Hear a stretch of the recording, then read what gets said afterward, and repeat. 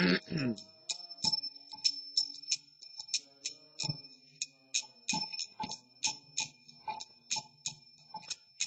Yashodanandana Jayo Vrajajanarandana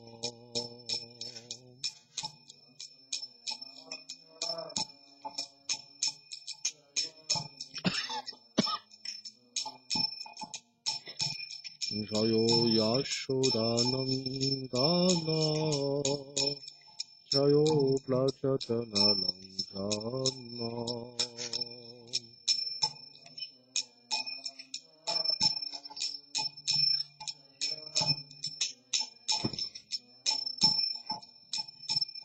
Jayo Yamunam Tilavanachari Jayo Kunja Bihari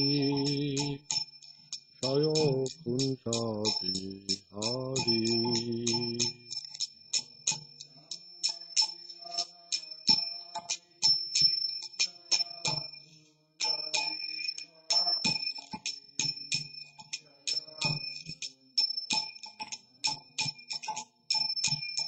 Hare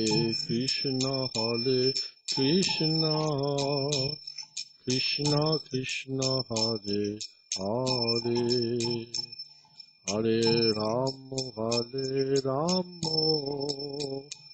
Ramo Ramo Hare Hare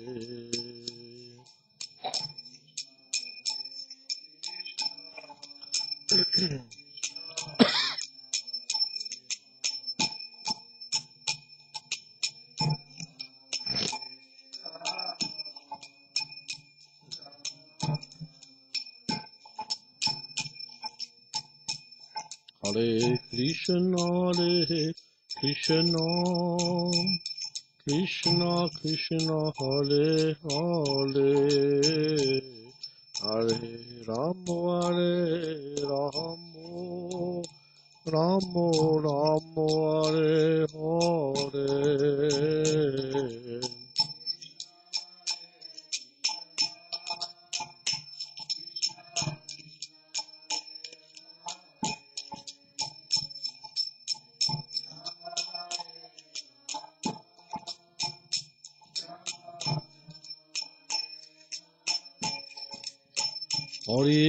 Haribol, Haribol, Haribol, Haribol, Haribol.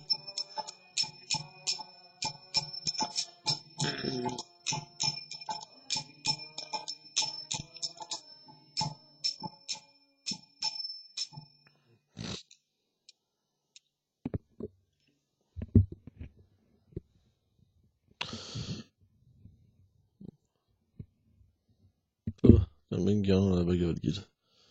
C'est mieux.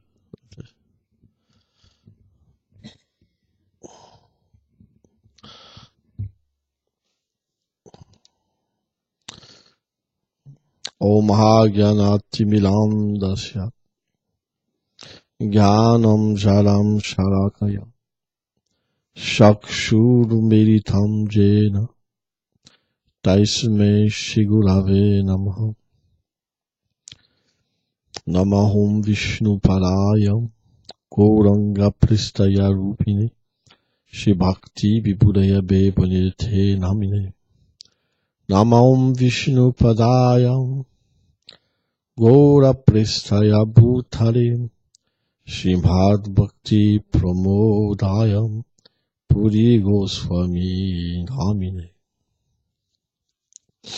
Namahum Vishnu Padayam Krishna Prestaya Bhutale Srimati Bhakti Vedanta Swami Namine Namahum Vishnu Padaya Krishna Prestaya Bhutale Srimati Bhakti Rashaka Shiradev Goswami Namine Namahum Vishnu Padaya Krishna Prestaya Bhutale Srimati Bhakti Siddhanta Sarasvati Namine Shivarshabha Navi Devi Daitaya Kripabdaye Krishna Sambandha Viganam Daine Prabhavinamoham Madhyushvala Premadya Shirupanuga Bhaktita Shri Gora Kaluna Shakti Viglaya Namostute Namaste Golavani Shimultaye Dinataline Lupanuga Vidurapa Siddhanta Vantahaline Vanchakalpa Tarubhyacham Kripa Sindhu Vyahevacham Patitanam Pavanebhyo Vaishnavibhyo Namo Namaha.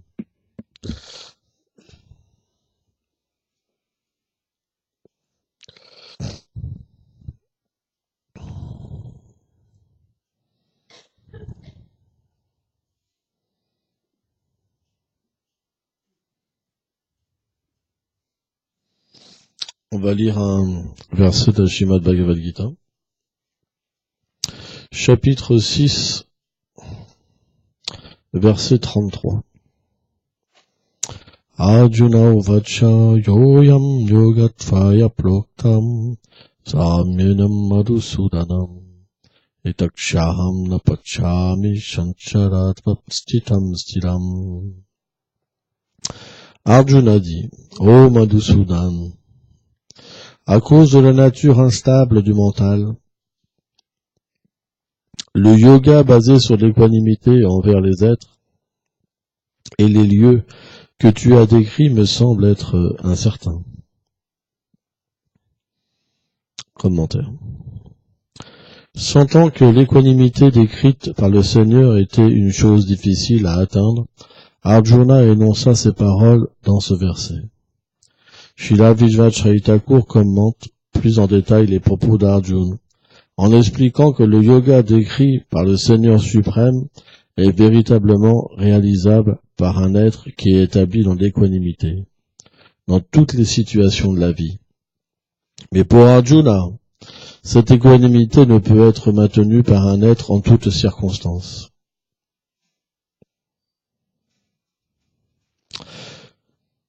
Ainsi ne voit-il pas comment une personne pourrait atteindre le succès par cette voie. Pour lui, cette pratique, à cause de la nature vacillante du mental, ne peut être réalisable que pour une durée de 2 ou 3 jours maximum. De plus, il fait remarquer à Krishna que cette équanimité, qui consiste à voir le bonheur et la souffrance de tous les gens du monde comme s'ils nous étaient propres, n'est possible qu'à l'égard de nos proches ou de gens neutres, mais pas à l'égard des ennemis, des envieux et des gens qui nous critiquent. Donc c'est un verset qui est intéressant.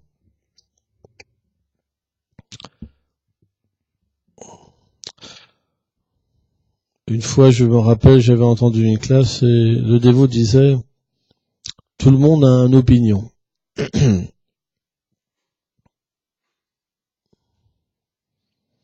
Si on regarde bien, c'est ce qu'on suit en fait. Krishna, il dit que tous les êtres suivent les grandes personnalités. Tous les gens se réfèrent à quelque chose, à quelqu'un. La politique, pourquoi la politique existe?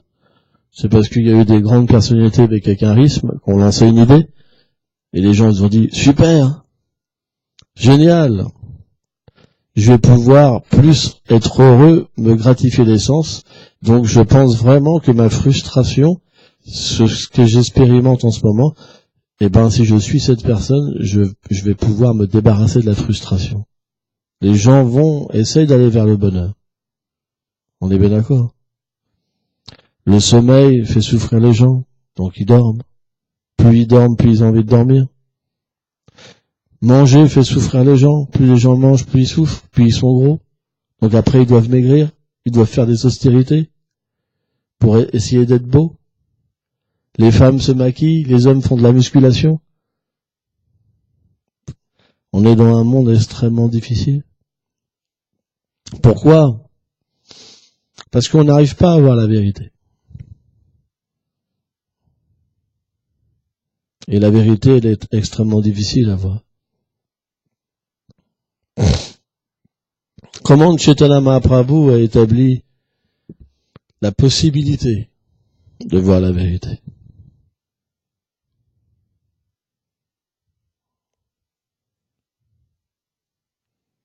Tinadapi sunishina, tararapi saishtuna, marinamena kirtanya sada. Vishvacharya Thakur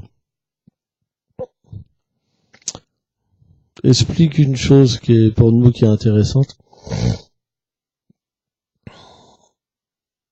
C'est que le Seigneur a des énergies.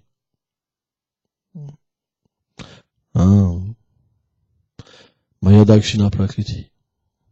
Le Seigneur, par exemple, a l'énergie matérielle et il crée, il les maintient, il détruit par ses différentes énergies. Et donc, comme l'énergie et le Seigneur lui-même ne sont pas différentes, quelque part, on pourrait dire que la création matérielle est le Seigneur lui-même. Mais qu'est-ce qui différencie la création matérielle du Seigneur?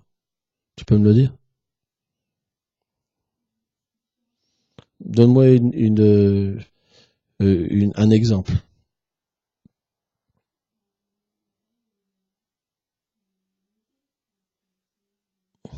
Donc, elle a donné l'exemple que le monde matériel est limité alors que le Seigneur est illimité. Harini, un autre exemple? Toi qui dois savoir puisque tu tapes le Srimad Bhagavatam.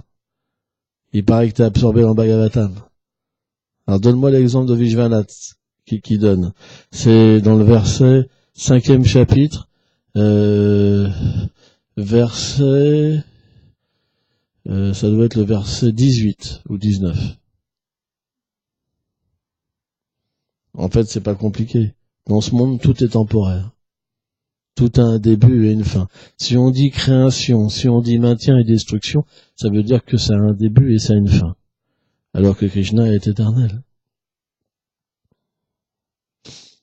Donc à partir de là, on peut comprendre la philosophie que le Seigneur Mahaprabhu a enseignée. Achintya Beda, Abeda.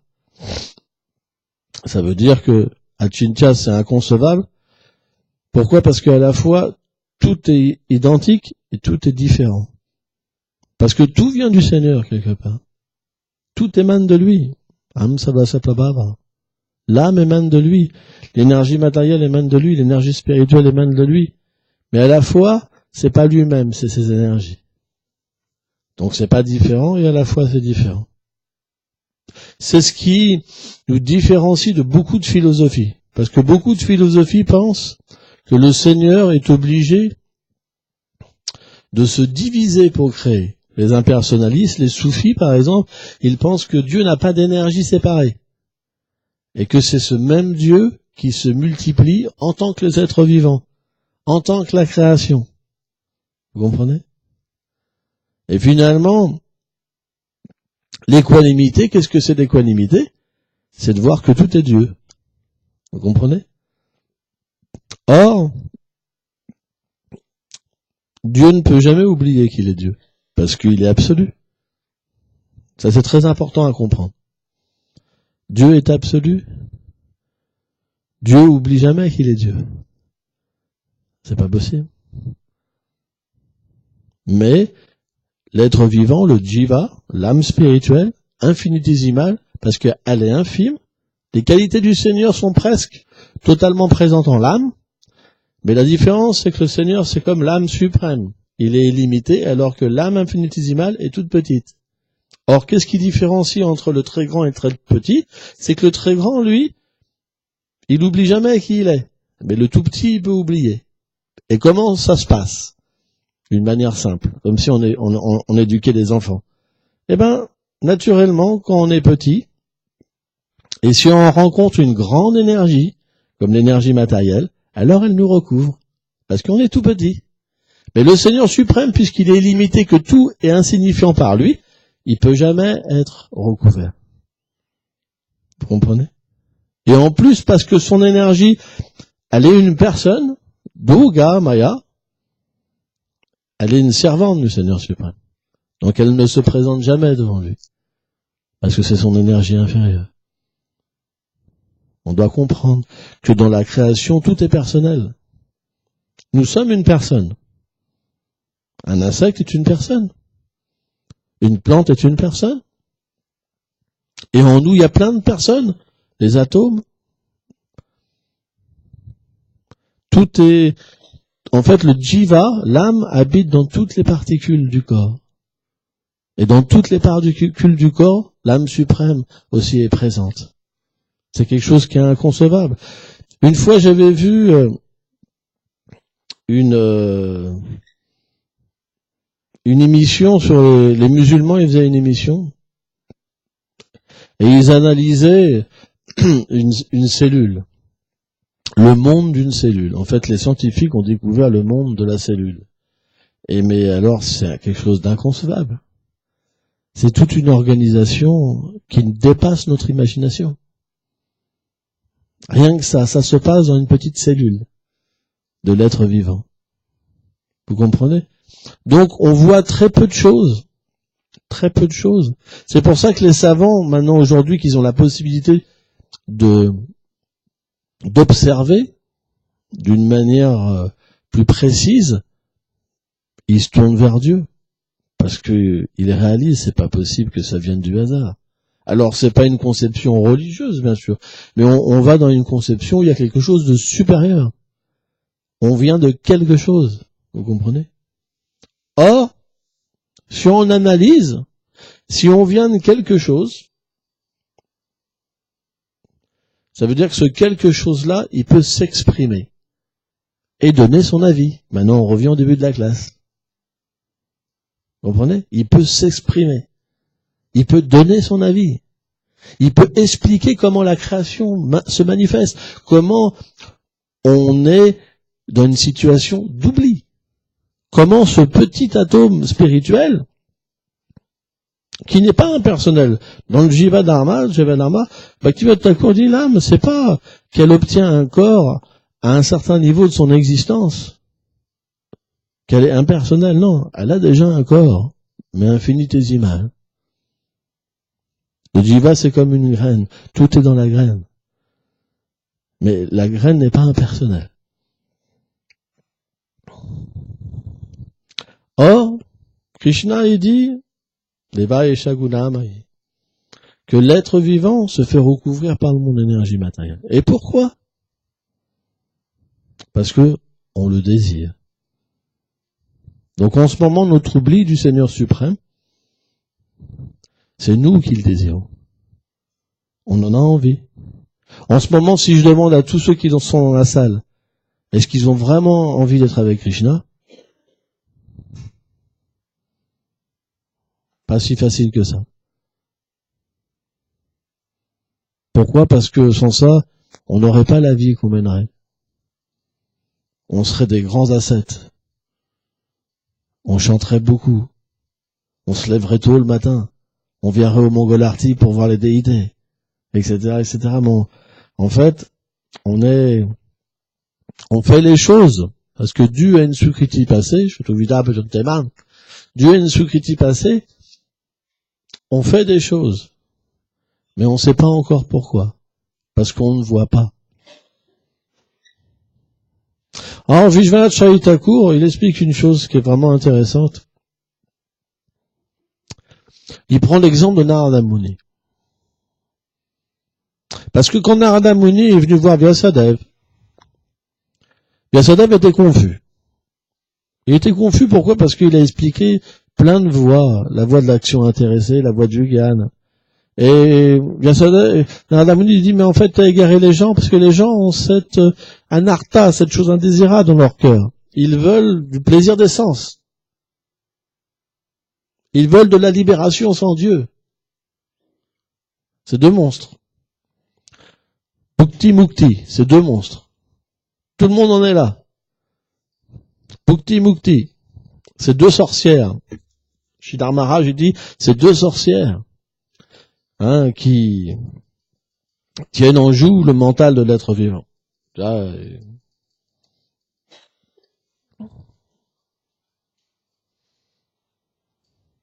or, comme tout le monde, naturellement, cherche le plaisir et cherche à sortir de la souffrance, tu vas attirer tout le monde. Au lieu de les amener à Krishna, tu veux les attirer dans le péché. Eh bien, Vyasadeva a dit, mais non, j'ai écrit le Vedanta, qui parle de la vérité. Dans 2 gros passages, j'ai parlé de Krishna. Mais Narada Muni, il dit non. T'as pas parlé de Krishna d'une bonne manière. Parce que t'as glorifié tous les autres processus de la même manière que Dieu, la personne suprême. Et ça, c'est une grande erreur.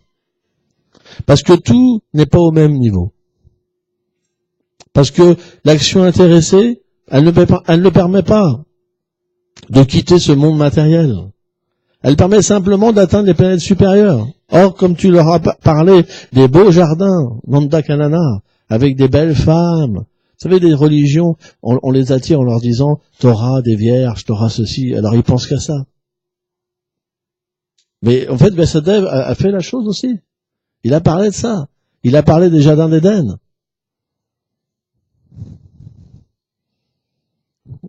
Mais Vyasadeva, comme Narada Muni a expliqué, mais Krishna a dit que ceux qui vont aux planètes supérieures, ils reviennent après. On y reste simplement le temps du crédit, des activités pieuses qu'on a fait sur la terre. Elles ne permettent pas d'avoir un bonheur éternel. Alors que le service de dévotion, lui, aucun acte n'est détruit. Il va même jusqu'à expliquer une chose qui est très intéressante, Narada Muni. C'est ce qu'explique Vishvacharya Thakur aussi dans Madhurya Kadambini. C'est que pour un matérialiste, pour un karmi, c'est quelqu'un qui accomplit des activités pour avoir un bonheur supérieur, selon les Écritures, selon le Varnashram Dharma, lui, ses actes engendrent une conséquence. C'est pour ça qu'il agit. Vous comprenez? Pour avoir une conséquence meilleure.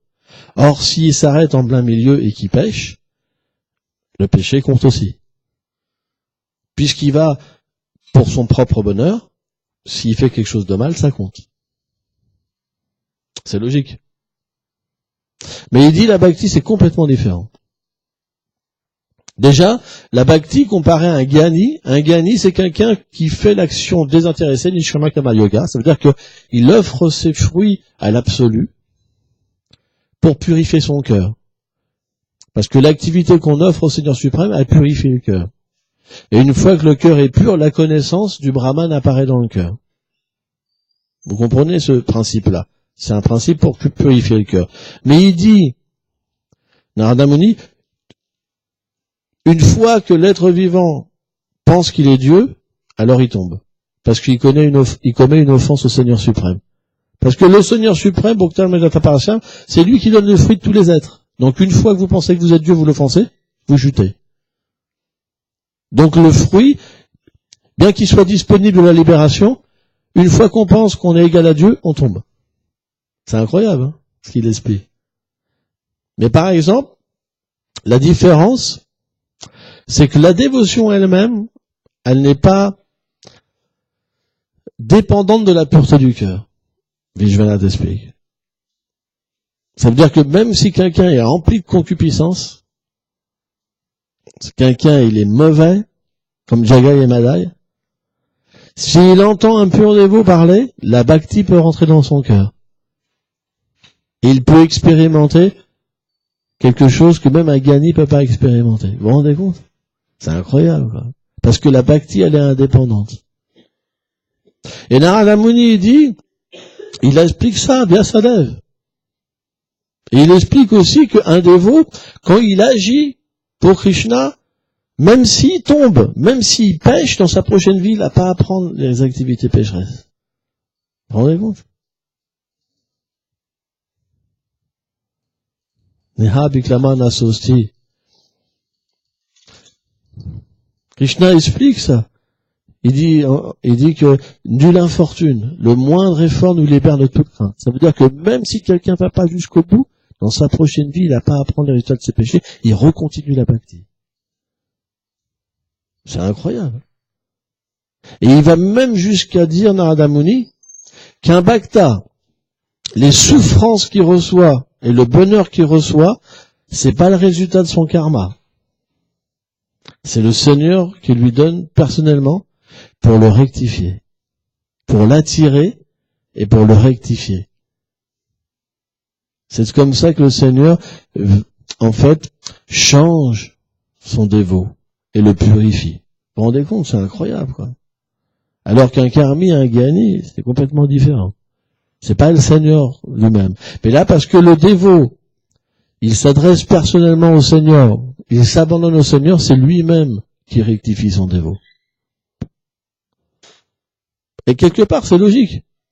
Les autres voies, elles s'adressent pas au Seigneur, personnellement. Il n'y a pas d'abandon personnel au Seigneur. On s'adresse à quelqu'un pour avoir des biens. On s'adresse à quelque chose pour avoir la libération. Mais on n'agit pas et on ne prend pas toutes les difficultés pour une personne. Or, si on était pur de cœur et quelqu'un faisait quelque chose pour nous et qu'il souffrait pour nous, on serait endetté. Que dire du Seigneur suprême? Donc c'est quelque chose qui est logique. Ces enfants, on est tous ces enfants, mais ces enfants qui sont, comment dire, qui l'écoutent de nouveau, qui sont attentifs au Père, automatiquement le Père les protège. Donc même s'ils s'écartent, le Seigneur, dans leur prochaine vie, leur permet de pouvoir continuer, sans prendre les conséquences. Et c'est ça qui est quelque chose qui est inconscient. Vishvashvara Thakur, personnellement, explique ça dans le commentaire du Bhagavad. Alors, bien sûr, dans le Madhurya Kadambini, il dit que ça s'opère au stade de Madhyam. Parce qu'au stade de Madhyam, il y a le principe de l'abandon. Quand quelqu'un arrive au moins à Nishta, et qu'il est fixé, ça veut dire qu'il désire plus qu'une chose, c'est le service du Seigneur suprême, même s'il a encore quelques problèmes dans son cœur, alors Krishna lui envoie personnellement, en fait c'est plus du karma en fait, c'est directement le Seigneur suprême qui s'occupe de lui. C'est pour ça que même si un tel dévot prend une naissance, par exemple Bhaktisiddhanta, il disait que parfois, c'est pas que Krishna, il donne toujours une naissance parfaite à son dévot. Il peut donner une mauvaise naissance pour que des gens qui ont cette mauvaise naissance aussi puissent croire en Dieu, puissent comprendre que eux aussi ils peuvent y arriver. C'est pour ça que parfois, on voit des grands Vaishnavas aussi faire des choses qui sont pas forcément bonnes. Jagannatha Madai, par exemple, on voit Jagannatha Madai. Ils tuaient, ils violaient, ils buvaient, et pourtant ils ont été libérés par le Seigneur suprême. Ce sont des divertissements, mais en fait, Bhaktisiddhanta explique ça, et il dit que, en fait, un Vaishnava n'est pas obligé de reprendre naissance même en Inde. J'ai lu ça une fois. C'est très intéressant, et c'est logique. Comment, par exemple, qui peut croire que quand Bhaktivedanta Swami Prabhupada, par exemple, il est venu en Occident, que les gens n'avaient pas de Sukriti? Ils avaient tous de la Sukriti, parce que la Bhakti amène à la Bhakti. Moi, j'ai rencontré plein de gens qui ont vu Swami Maharaj, et qui ont trouvé ça sans plus. Hein. Moi, ça m'a choqué. Parce que tant qu'on n'a pas rencontré des gens qui ont rencontré d'autres personnes, on pense que tout le monde, quand ils l'ont vu, paf, ils ont été illuminés, et ils ont tout abandonné. Mais moi, j'ai vu des gens, ça leur a fait ni chaud ni froid. Vraiment. Je l'ai vu, moi, j'ai parlé avec eux. Quand ils étaient à sa conférence, à la salle PL, par exemple, etc. Ils ont trouvé ça que c'était le beat complet. J'ai vu ça, j'ai parlé avec des gens comme ça. Mais qu'est-ce qui fait que on devient attiré? C'est les actes passés. Donc tous ces dévots qui ont donné leur vie, c'était pas des gens ordinaires. Et ça, il faut le comprendre, même s'ils étaient des hippies, Hare Krishna, on voit les vidéos, Hare Krishna, Hare Krishna, c'est tout un délire. Mais pourtant, là-dedans, il y avait déjà des gens qui avaient pratiqué dans leur vie passée. Sans ça, ils n'auraient pas pu avoir cet abandon, cette foi, cet amour envers les Vaishnavas et envers Krishna, c'est pas possible. Donc Krishna avait tout préparé. Krishna, c'est comme ça, il prépare tout. C'est pas une personne qui fait. Krishna prépare tout. Krishna met le pouvoir dans la personne, le pouvoir dans d'autres personnes. Un mouvement, ça peut pas se manifester que d'une seule personne. Alors bien sûr, Krishna met tout le crédit à son dévot. Mais c'est lui, ultimement, qui fait tout. C'est lui qui donne le pouvoir. Avesh. Vyasadeva était un Avesh. Quelqu'un mis en pouvoir par le Seigneur suprême. Comme Narada Muni, pour prêcher, pour écrire. C'est très important. Et donc Narada Muni, qu'est-ce qu'il a expliqué à Vyasadeva? Il a expliqué son histoire personnelle. J'étais né comme un fils d'une servante. Et un jour, des sages sont venus pendant la période de Chaturmasya, les 4 mois de la pluie, pour rester dans un endroit, et je les ai servis personnellement. Et en écoutant la Harikatha, avec les oreilles attentives, pas des oreilles pas attentives, c'est pas des oreilles dressées, avec une intelligence et un mental attentif, pas des oreilles qu'on les met derrière parce que on n'a pas forcément envie d'être là, quoi. Hein, et puis le mental, on se dit bon allez, encore 10 minutes là, hein, il va pas nous saouler plus, hein. Non, Narada Muni, il avait des grandes oreilles comme ça, et il écoutait.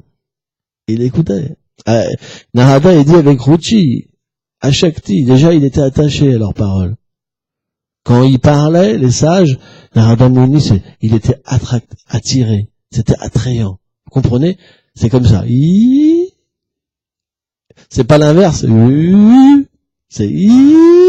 C'est attrayant. Et en fait, les paroles des sages, ça a purifié son cœur. Et le jour où ils lui ont autorisé à prendre les restes de leurs assiettes, alors, le rati, brave, les prémices de l'amour de Dieu alors sont apparues en lui. Et il explique ça à Vyasadeva pour lui prouver que c'est la seule manière d'avoir la miséricorde. C'est l'association des bhaktas. On reviendra toujours sur la même chose. C'est pour ça qu'on voit des dévots qui sont intelligents, pas comme moi, ils vont chercher l'association des bhaktas et écouter. Parce que cette écoute-là, véritablement, elle pèse dans la balance. Vous comprenez? Elle nous permet de progresser. C'est le seul moyen qu'on a pour progresser. C'est qu'on doit véritablement ouvrir son cœur aux paroles des Vaishnavas, à la glorification du Seigneur suprême. Et il a dit, à Vyasadeva, il a dit, c'est pour ça que tu dois écrire maintenant le Srimad Bhagavatam et glorifier le Seigneur. Et Vyasadeva, il a donné un argument, il dit, Vishvacharya Thakur dit un argument. Quelle est la différence entre le Srimad Bhagavatam et certains Puranas? Certains Puranas, certaines choses sur Krishna sont décrites. Et dans le Bhagavatam, si on prend un verset, par exemple, parmi d'autres, peut-être que le verset, il parlera pas de la gloire du Seigneur directement. Mais Vishvacharya Thakur, il dit le principe, c'est qu'on observe le tout, pas une partie. Et le Bhagavatam, il glorifie le Seigneur suprême. Du début à la fin. Et surtout, il établit que Shri Krishna est Dieu, la personne suprême. Et ça, c'est la mission de Narada Muni. C'est Narada Muni, personnellement, qui a demandé à Vyasadeva. Et après, le Bhagavatam a été distribué. Et Narada Muni explique à Vyasadeva que c'est le seul livre qui peut véritablement... Sukadeva Goswami a expliqué que c'est le seul livre qui peut sauver l'humanité. Parce qu'il est spécial, le Bhagavatam. Il y a vraiment une miséricorde spéciale. C'est pourquoi que on devrait tous les jours étudier le Bhagavatam, au moins un petit peu. Hein? Au moins un petit peu, et prendre ce fruit mûr de l'arbre à soie des Védas, hein, qui est véritablement le fruit de l'amour de Dieu. Hein, c'est quelque chose qui est très très important. Hein. Tiens, merci beaucoup. Et